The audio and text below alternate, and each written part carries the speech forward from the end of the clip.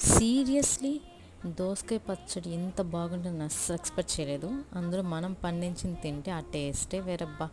So let's start with our recipe. First దోసకాయని తీసుకొని బాగా క్లీన్ చేసి స్మాల్ పీసెస్గా కట్ చేసుకోండి. దెన్ ప్యాన్లో కొంచెం ఆయిల్ వేసి జీలకర్ర, ఆవాలు, 10 to 15 ఇంచ్ పచ్చిమిర్చి, 2 టమాటోస్ అండ్ కొత్తిమీర బాగా ఫ్రై చేసి బౌల్లోకి తీసుకోండి.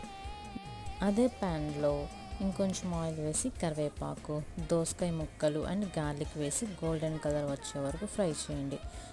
ఇప్పుడు మొత్తం కలిపి రోట్లో దంచి తగినంత సాల్ట్ వేసి మిక్స్ చేయండి. దెన్ కొంచెం రైస్ వేసుకొని తింటే అబ్బో ఆ టేస్టే వేరబ్బా.